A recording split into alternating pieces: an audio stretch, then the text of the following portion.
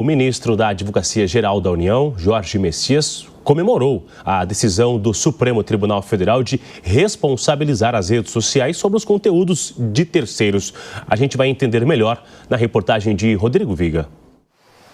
As Big Techs não vão deixar o Brasil, mesmo depois da aprovação do marco legal da internet, que teve uma votação decisiva e definitiva essa semana no Supremo Tribunal Federal. A avaliação é do ministro da Advocacia-Geral da União, Jorge Messias. Segundo ele, essas Big Techs ganham muito dinheiro no Brasil. E mesmo com essas novas regras, não seria interessante para elas perder um mercado dentre os maiores de todo o planeta. O marco legal da internet já tinha passado pelo Congresso e chegou ao Supremo Tribunal Federal, que definiu uma tese sobre as regras que começam a valer a partir de agora.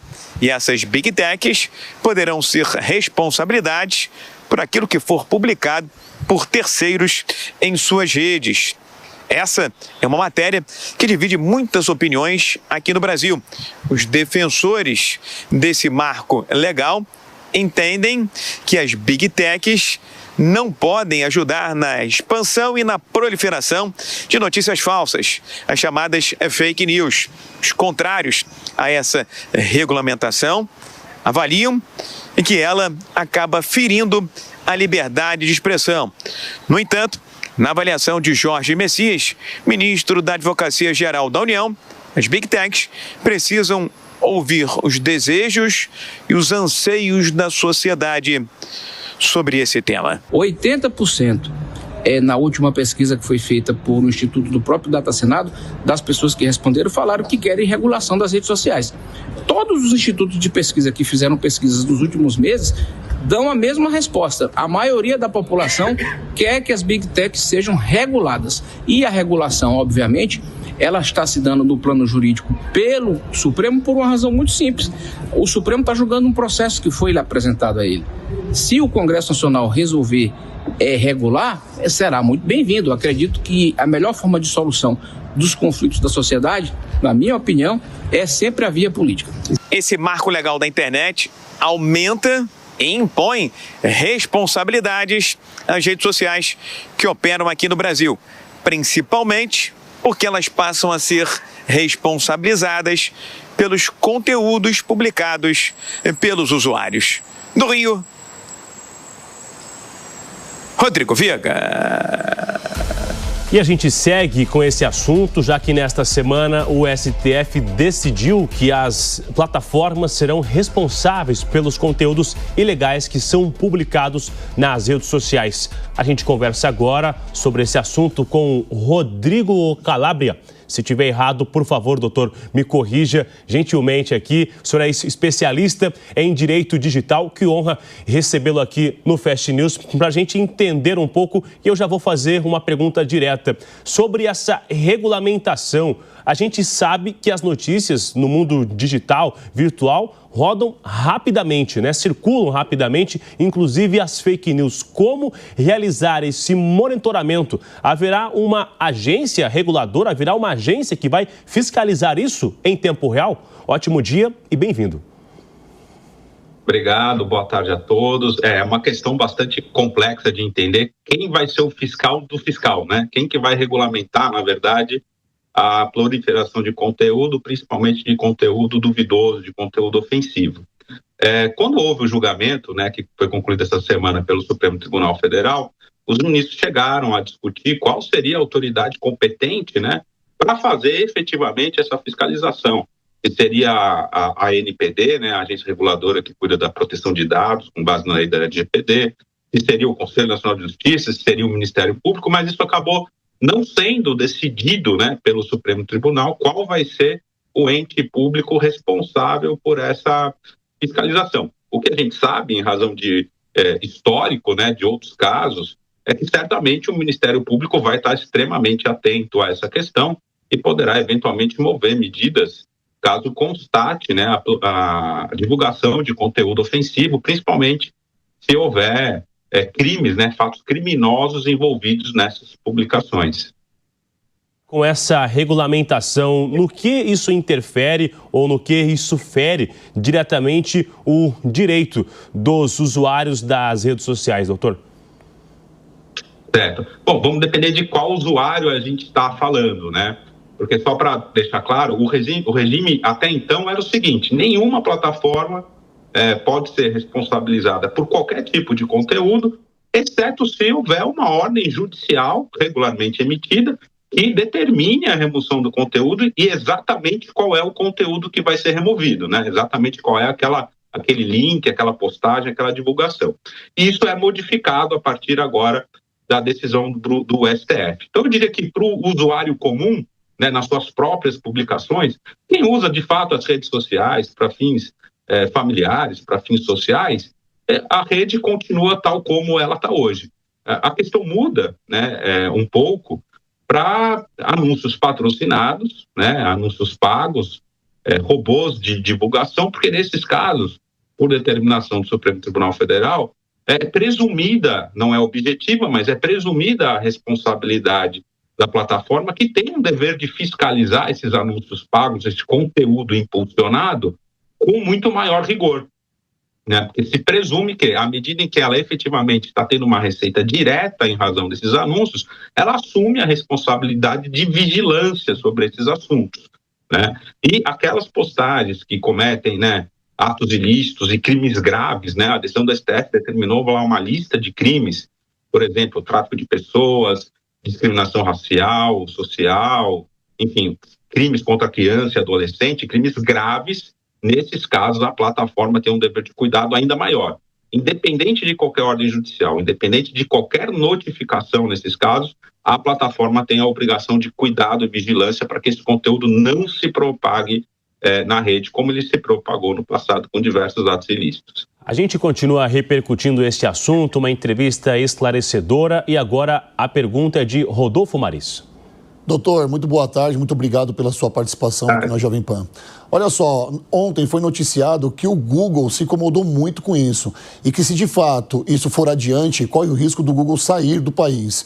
Qual a repercussão, qual que é o impacto disso para o nosso povo aqui brasileiro? Certamente, né, o Google se manifestou de uma forma, já vinha manifestando durante o julgamento uma preocupação com o rumo que o julgamento estava tomando, né? E a gente deve lembrar, e até foi dito, muito bem dito por vocês no início, né? Essa decisão do STF, eu diria que ela é uma decisão bastante complexa, porque ela não teve uma maioria muito ampla. Foi um julgamento de 8-3, mas mesmo os 8 ministros que concordaram tinham pontos de divergências em aspectos essenciais da tese, né? Então, a gente precisa imaginar o seguinte, né? Até hoje, que o Google e as outras plataformas estavam numa situação bastante confortável, podemos dizer assim, né? Olha, eu não tenho nenhuma responsabilidade, se vier uma ordem judicial, eu vou lá, travo o conteúdo e estou tranquilo, né? Não vou ter nenhuma espécie de responsabilidade. Então, diria que era o melhor cenário possível para a plataforma, era aquela. À medida que você impõe deveres adicionais de cuidado e uma eventual responsabilização, evidentemente isso preocupa, né? Porque passa a ter uma contingência que deve ser medida. Mas o que foi decidido aqui no Brasil não é tão diferente assim do que está em vigor na Europa, nos Estados Unidos, principalmente com relação ao dever de cuidado e o que é chamado lá fora, né, que é o Notice and Take Down. Ou seja, à medida que você recebe uma notícia, uma notificação do conteúdo impróprio, você tem, né, em determinadas condições, que derrubar esse conteúdo. Certamente isso vai exigir do Google maior investimento em recursos humanos, maior investimento em tecnologia, enfim, tudo que é despesa, né, a gente sabe que cria aí um certo embaraço para a execução. Mas eu acredito que não teremos, pelo menos no curto prazo, lógico, vamos ter que ver como que esse entendimento do STF vai ser aplicado na prática, né, como que os juízes, os magistrados das instâncias inferiores vão interpretar essa decisão, porque não foi, na minha leitura, uma decisão assim que determinasse uma responsabilização objetiva, né? Ou seja, indiscutível, ao contrário, né? Fixou lá que as plataformas, provando que adotaram boas medidas de cuidado, e o Google tem algumas boas medidas de cuidado, né, com robôs artificiais de moderação de identificação de conteúdo. Então, eu acredito que, em algum tempo, o Google já vai conseguir acertar a sua operação e não vai deixar um mercado gigantesco como o mercado brasileiro sem atuação por causa disso. Eu realmente não acredito nessa hipótese. Talvez tenha um encarecimento aí até para as empresas que utilizam as ferramentas de Google Ads, de impulsionamento, talvez isso fique mais caro, porque a estrutura que o Google vai ter por trás disso vai ser mais pesada. Então, talvez ela repasse esse custo no preço que os anunciantes pagam para poder fazer a divulgação do seu conteúdo, para fazer com que o seu conteúdo atinja uma maior quantidade de pessoas. Agora, estamos chegando numa campanha eleitoral no ano que vem. Como entender ou como não deixar que essas decisões elas possam atender o interesse eleitoral ou corporativo sobre estas decisões? O senhor vê que será um momento sensível para julgar o que fica no ar ou o que não fica? Eu acredito que a gente vai ter nas próximas eleições um cenário muito semelhante do que ocorreu na eleição passada, tá? Até porque essa decisão específica do STF, e eles tomaram o cuidado, depois de alguma discussão, de deixar isso claro, que ela não ilide a aplicação das normas eleitorais que já existem, já estão estabelecidas, tanto na legislação eleitoral, quanto nas normas e nas resoluções do TSE. Então, toda a questão eleitoral via plataforma digital, via publicação de conteúdo, ela permanece regulada pelos mesmos normativos que já foram utilizados, a não ser que venham novos normativos, né? Que foram praticados nas últimas eleições. O que a gente tem de adicional aqui, além do ambiente do mercado e da sensação, né, e da maior cuidado que as plataformas devem adotar, elas devem adotar com isso com relação a tudo, seja um conteúdo de cunho eleitoral ou não, né? E a questão que era muito preocupante, né, para a classe política era a questão dos crimes contra a honra, né? Injúria, calúnia, difamação, crimes que fatos criminosos, né, ou potenciais fatos criminosos, que se avultuam na época pré-eleitoral. E era um grande problema, né? Um chamando outro político que é um ladrão, ou que fez isso, ou que fez aquilo. Isso sempre traz um incômodo em época eleitoral. Sempre traz um incômodo, mas em época eleitoral isso custa voto, né? Mas esses crimes, que são crimes pessoais, né, crimes contra a honra, o regime jurídico deles não muda com a decisão do STF. As plataformas não são obrigadas a retirar. Elas podem, mas elas não são obrigadas, elas não serão responsabilizadas se não removerem o conteúdo dessa natureza, a não ser que exista uma ordem judicial. Então, com relação a crimes contra a honra, o cenário permanece tal como ele está, né? O que muda, por exemplo, o cenário de perfis falsos. Esses a plataforma é obrigada a identificar mediante notificação. E uma coisa importante que veio nessa decisão, e isso na prática a gente vê muito, né?